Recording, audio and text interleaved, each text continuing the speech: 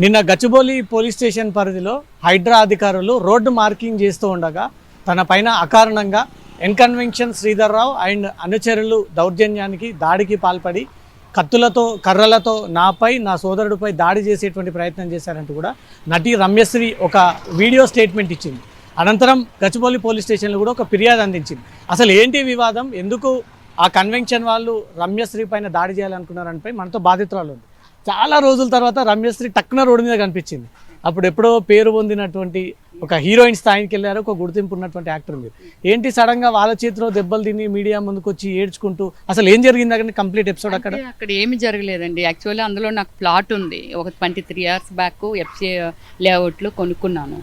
So Sridhar Rao ఎవరనేది మనకు సంబంధం లేదు. అసలు శ్రీధర్రావు ఎలాంటి వాడు, ఎన్ని కొనుక్కున్నాడు, అందులో 2014 నుంచో ఎప్పటి నుంచో అందులో అతను కూడా ఫ్లాట్స్ కొనుక్కున్నాడంట.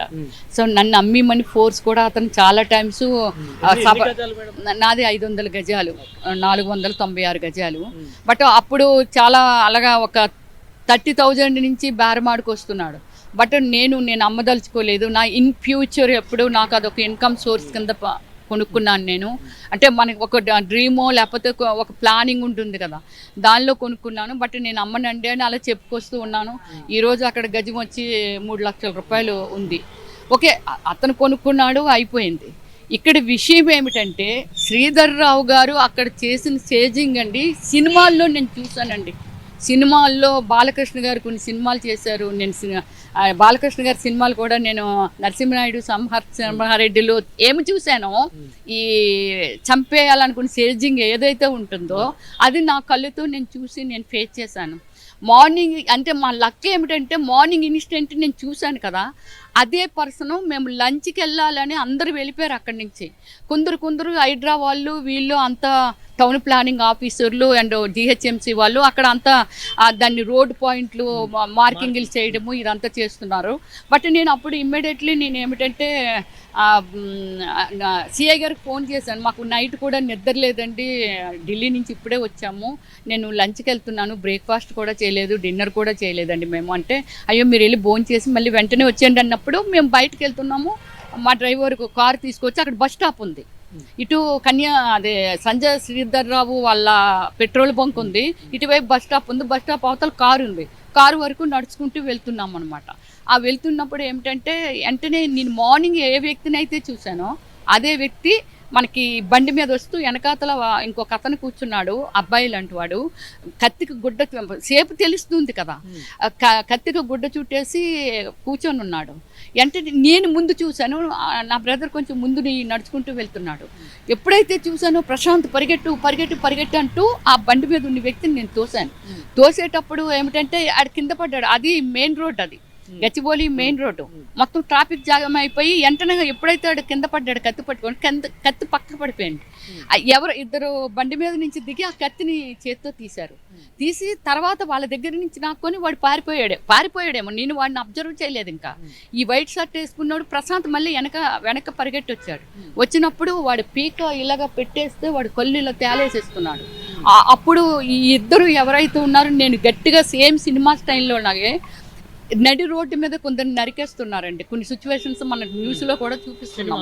అందరూ సినిమాలో కదా, బయట కూడా మనం అంటూ ఉంటాం, అయ్యో అలా రోడ్డు అంటే వెళ్ళిపోతుంటారు, ఎవరు ఆపరేంటి, ఎవరు బేర్ చేయరేమిటని. అలాగే ఏమిటంటే నేను అందరితో అరిసేదాన్ని, ఏమండి మీరు అందరూ ఎడ్యుకేటెడ్ అండి, ఆపండి, మీరు అందరూ రండి చూడండి ఇలా నరికేటందుకు వచ్చారని. కానీ ఎవ్వరు ఆపలేదండి. వాళ్ళిద్దరూ మాత్రము ఈ షర్టు అదే ఇలా నొక్కేస్తున్నప్పుడు చేతులు లోపల పెట్టి అతను ఫేస్ చేశారండి. లోపల చెయ్యి పెట్టి వాళ్ళిద్దరూను ఆ చెయ్యి లూజ్ చేశారు.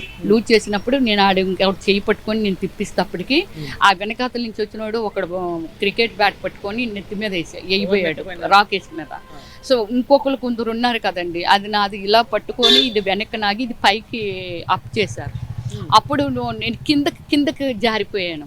ఆ కిందకి జారిపోయినప్పుడు ఆ బ్యాట్ పెట్టి కొట్టాలనుకుంటున్నోడిని వీళ్ళిద్దరు ఇంకొకిద్దరు ఎవరో అవుటర్స్ వాళ్ళు తోసేటప్పటికి నేను లెగిసి వాడిని ఆ బ్యాటు ఇలా చెయ్యి తిప్పేసి నేను లాక్కున్నాను.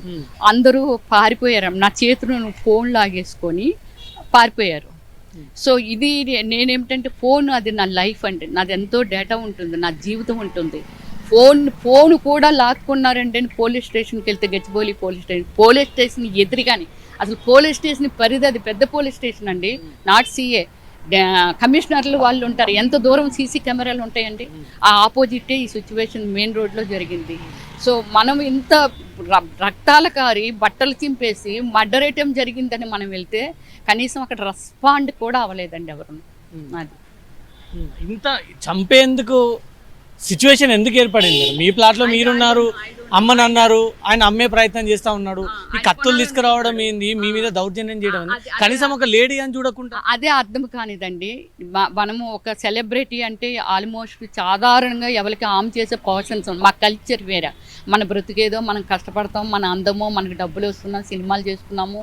400 సినిమాలు చేసి 9 లాంగ్వేజెస్ చేసి ఒక డైరెక్టర్ని, ప్రొడ్యూసర్ని, జాతీయ అవార్డులు, స్టేట్ నంది అవార్డులు, డాక్టరేట్లు, జాతీయ అవార్డు, మదర్ తెరీసా అవార్డులు. అంటే నేను ఒక ఐడెంటిఫై అమ్మాయిని, ఒక అంటే 10 మంది నన్ను రెస్పెక్ట్ చేసే ప్లేస్లో ఉన్నానే, కానీ ఎవరికి ఇంతవరకు రమ్మిశ్రీ ఇది అనేది ఈ భూమి మీద అంటే వరల్డ్ వేజ్ పేరు ఉందండి నాకు, ప్రపంచవ్యాప్తంగా ఉంది. ఎవరిని ఏమైనా అనే మనిషి కాదు, వెరీ నైస్ హ్యూమన్ బీయింగ్ అంటారు. అలాంటి శ్రీధర్ రావు నన్ను ఎందుకు చంపాలనుకున్నాడు అనో నాకు తెలియదు. నిన్న ఘటనలో శ్రీధర్ రావు ఉన్నాడా? దగ్గరికి వెళ్ళాలనుకున్నారు. శ్రీధర్ రావు ఉన్నాడా? శ్రీధర్ రావు రాడు కదండి, కనిపించరు కదా, అతను దేవుడు కదా. మన సీఎం వాళ్ళైనా 5 కోట్లు 6 కోట్ల మంది జనాభాకి రెస్పాన్సిబిలిటీ అంటే ఒక రెస్పాన్సిబిలిటీ ఉన్న పర్సన్స్ జనంలోకి వస్తారు, జనాన్ని గౌరవిస్తారు, జనంకి ఏమి ఇబ్బందులు ఉన్నాయని తెలుసుకోవడానికి ప్రయత్నాలు చేస్తారండి. శ్రీధర్ రావు ఎవరికి హైదరాబాద్ 2 సార్లు పిలిపించారండి. మీరు కూడా రండి, మీరు ఏం చేస్తున్నారు, వీళ్ళు ఏం మాట్లాడుతున్నారు, అక్కడ ఏం జరుగుతుందో మీరు చూడాలి కదండి. లాయర్లు అంటే ఎందుకు తెలుస్తుంది అంతానా? మీరు రండి అని 2 times ఉన్నప్పుడు ఇన్వైట్ చేసినా అతను రాలేదండి, రాడు. మీ ప్లాట్ ఏమైనా కబ్జా చేసే ప్రయత్నం చేశారు? కబ్జా కాదండి, అందులో కట్టేశాడు, మొత్తం కన్స్ట్రక్షన్ అది చేసేసాడు. మొన్న హైడ్రా వాళ్ళు ఎరగొట్టారు, ఇంకా ఉంది దానిలోని. నిన్న మార్కింగ్ చేశారండి, అంటే రోడ్లు మార్కింగ్ చేశారు. పోయాయా మేడం ల్యాండ్స్? అక్కడ ల్యాండ్స్ మొత్తం 30 మంది అండి, అంటే అక్కడ ల్యాండ్సే లేనట్టు క్రియేట్ చేశాడు.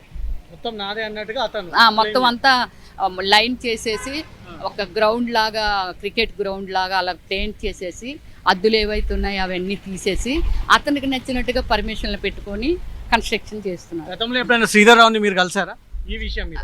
నేను కలవలేదండి. ఒకసారి దస్పల్లాలో ఒక మీటింగ్ అయింది. నేను ఇప్పుడు మీటింగ్స్కి అందుకు పోను, నాకు టైం లేకో ఏం లేకో.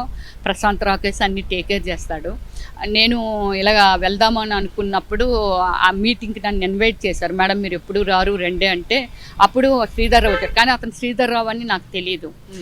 అందరూ మాట్లాడుతుంటే ఇతను ఏదో మాట్లాడుతుంటే అతన్ని ఎవరు మాట్లాడినవలా, నువ్వు కూర్చో, నువ్వు మాట్లాడేవలా, అది ఇదంటే అతను నోరు విప్పితే బూతులు తిడతాడు. అక్కడ కూడా తిడుతున్నాడు. నేను అన్నాను, అయ్యో ఆయన ఏదో మాట్లాడాలని అనుకుంటున్నాడు కదా, ఆయనకి ఛాన్స్ ఇవ్వండి, మీరేంటి అందరూ అతన్ని ఒక విలని చూసినట్టు చూస్తారేంటి, మాట్లాడినివ్వండి అని అన్నాను. తర్వాత ఇమ్మీడియట్లీ నా నెంబర్ ఎంక్వైరీ చేసి ఎలా కనుక్కున్నాడో నాకు తెలియదు. సాధారణంగా సెలబ్రిటీస్ నెంబర్స్ ఎవరి దగ్గర ఉండవు. నెమ్మదిగా కనుక్కొని నాకు కాల్ చేశాడు. నాకు వాళ్ళు తెలుసు, వీళ్ళు తెలుసు, నీకేం కావాలో చెప్పు, అది ఇది అని అంటే, అది చెప్పు నీకు ఎంత కావాలో ఇస్తానంటే, లేదు సార్ నేను ఫస్ట్ ఆఫ్ ఆల్ అమ్మాలని అనుకోవట్లేదు, అంతే. అది నేను ఉంచుకొని దాన్ని ఏదైనా కన్స్ట్రక్షన్ చేసి దాని మీద ఏమైనా ఇన్కమ్ వస్తే మంత్లీ నేను అలా నా లైఫ్ని అలా లీడ్ చేయాలనుకుంటున్నాను. ఇప్పుడున్న ఒక రేంజ్ని ఎక్కడ పడిపోకుండా ఒక అదే రేంజ్ మెయింటైన్ చేసుకుంటూ నా కళ్ళు మూతలు పడేంత వరకు, నా సినిమా ఆఫర్లు తగ్గిపోయిన తర్వాత అదే నాకు ఒక ఆధారము, అలా చేసుకోవాలనుకుంటున్నానని నేను క్లియర్గానే చెప్పేశానండి. అతనికి నాకు విరోధం ఏమీ లేదు. కాకపోతే అందరూ అతనికి విరోధులే. ఇప్పుడు 30 మంది 40 100 కొన్నాను అని అంటున్నాడు. అయ్యి 165 ప్లాట్లు అండి, 100 కొన్నాను అని అంటున్నాడు, లేదా 130 కొనేసానని. అతను నోరే కదా, ఎన్ని కొన్నాడు అనేది మనకు తెలియదు. కానీ ఆ ప్లేస్కి వెళ్ళి మీ మీడియా మిత్రులు వెళ్ళి ఇప్పుడు నాదే నేను చూపిస్తానండి, అక్కడ ఏం జరిగిందని దాన్ని బట్టి శ్రీధర్ రావు గారి గురించి మీరు ఏం మాట్లాడవచ్చు, ఏం చెప్పొచ్చు, ఈ సమాజానికి మనం ఏం మెసేజ్ ఇవ్వచ్చు అనేది మీరు ఆలోచించండి. మీకు ఎక్కడెక్కడ దాడి జరిగింది? నాకు దాడి అంటే నాకు చెప్పాను కదండి, ఇద్దరిని. ఇప్పుడు నేను కొంచెం ఫిజికల్గా చాలా స్ట్రాంగ్ పర్సన్ని, అంత సెటిల్ ఆడడము, తర్వాత ఏమిటి ట్రక్కింగ్ చేయడము, ఇవన్నీ చేస్తుంటాను. కాబట్టి దాన్ని ఇద్దరిమే అలాంటి వాళ్ళం కాబట్టి ఫేస్ చేయగలిగాము. నడి రోడ్డు కాబట్టి, అంటే మరి లేకపోతే అంటే చనిపోయి ఉంటే మీతో మాట్లాడేదాన్ని నేను. అంతవరకు వచ్చింది సీన్ ఏంటండి, సంపడందుకు ప్లాన్ అది. అదే కదా కత్తులు బ్యాట్లు అదంతా అచ్చి కుట్ర అది పట్టుకొని వెళ్ళి పోలీస్ స్టేషన్కి వెళ్ళి ఎక్కడ అసలు ఇళ్ళకి కూడా ఎక్కడ రెస్పాండ్ అవ్వలేదండి. అక్కడ జరిగింది అది. ఓకే అండి, మంచిది. నిన్న జరిగినటువంటి లేఅవుట్ ఘటనలో తనను చంపేందుకు ప్రయత్నం చేశారు ఎన్కన్వెన్షన్ శ్రీధర్రావు అంటూ బాధితురాలు పోలీస్ స్టేషన్లో ఒక ఫిర్యాదు అయితే అందజేసింది. పోలీసులు దాన్ని ఎంక్వైరీ చేసి త్వరలో కేసు నమోదు చేయబోతా ఉన్నారని ఒక సమాచారం అందుతుంది. కెమెరా పర్సన్ మహేందర్తో రవితేజ, జీ న్యూస్, హైదరాబాద్.